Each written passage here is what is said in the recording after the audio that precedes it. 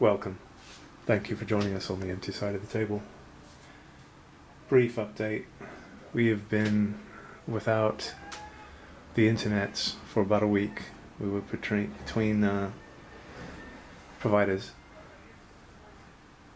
and it took quite some time to get anything to happen with our current internet provider, but we are back online now. On Sunday, this past Sunday, we went to Powerhouse Comic Con, and knowing that we wouldn't have any internet or be able to post anything, we didn't really capture that much, but we did score some amazing things that we'd like to share. So this here is one of those mega blocks, I think they're called, of the Masters of the Universe. And this is supposed to be the Evil Horde slime pit, I believe. And you could see the slime He-Man back there. Those are the instructions behind them, because if I ever have to pack it up, I want to know how to put it back together again. It's got the hinge to draw. Really cool. These are rubbery and kind of slimy, which is what I thought was really cool. I had never seen this one in retail. I had no idea it was even a thing, so I was quite pleased to find it at the Powerhouse Comic Con. I'd been to it a couple times. The first time when it used to be called Colossal Con. It was quite small. I don't want to say disappointing, but it was what it was. And they had a nice array of special guests.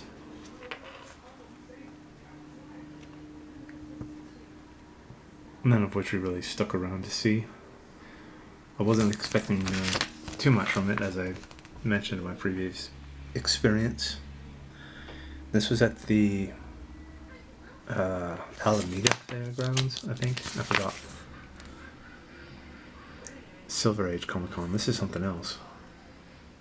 I'll have to check that out another time. But yeah, Alameda. Yeah, Alameda County Fairgrounds. During Halloween, they have a really big elaborate haunted house there. So, the main reason, besides the really cool things I purchased at Powerhouse Con, is we got something pretty cool in the works. So while we were there, we found our friend Mel had a table there. He'd messaged us earlier, I'm not quite when, but he had passes waiting for us. Really, really cool of him. But because we didn't have the internet, we didn't get that message. So we paid to go in, we saw his table, he had all of his rock documentary comics on display, and there were people buying very large stacks. It's nice to see him doing such good business. So at his table, he noticed me kind of drooling over a few things. And I kept going back, saying hi, seeing if he needed me to grab anything for him, that kind of thing. And so I pulled a few things that I wanted to buy, and he's like, "Oh, you're just getting those?" And I was like, "Yeah." And he's like, "No, you got to get this too." And I was like, "Okay." And then he's like, throws a price at me. Of course it didn't match anything that was on the figures. He was essentially giving them to me. So these are what we acquired from our buddy Mel. Now this is an early Wacky Wobbler from Funko.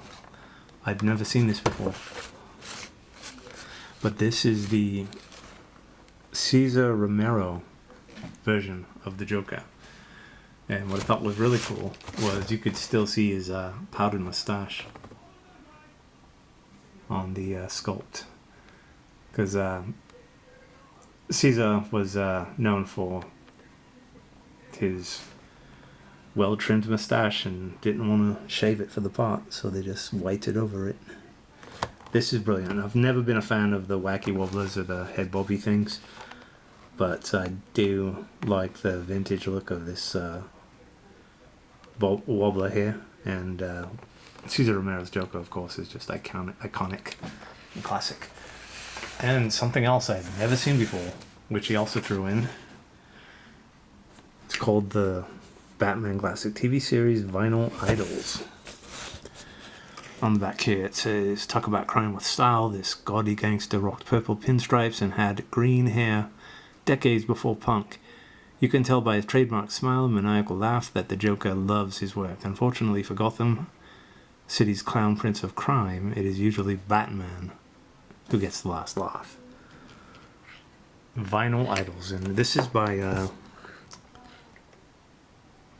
just says DC Comics, Warner Brothers. I'm sure that icon right there is probably the brand, but I can't exactly tell who produced this. Is there anything on the bottom? Yes, it's Vinyl Sugar. There we go. Huh. I had not heard of them before. Well, they have all the Instagrams and Facebook things. So, these is those two things. That's what he threw in with the other stuff that he was offering me. So, he had these brilliant, beautiful Dark Knight Returns figures. Now, these are amazing. I want to say that these were possibly sold. I even ordered at Tower Records when I worked there. That used to be my job, to order and organize the toys. But look at these. These are beautiful.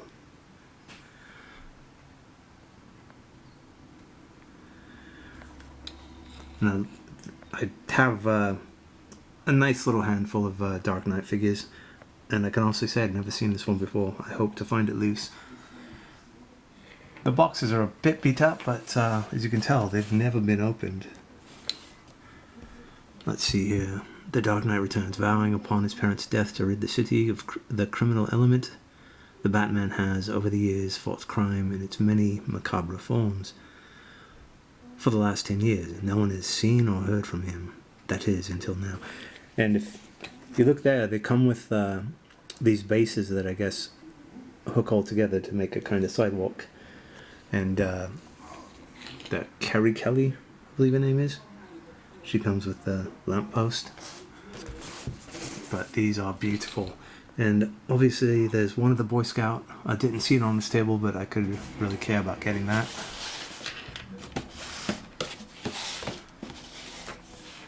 So this is amazing. I'm quite happy. I paid almost nothing for these. They're going to go in my collection in a box in the basement for now, until I can figure out how to display these things properly. So that in itself was a very nice, huge surprise, and I'm always super grateful for Mel's kindness. And not expecting anything, he then asked if I was going to Comic Con.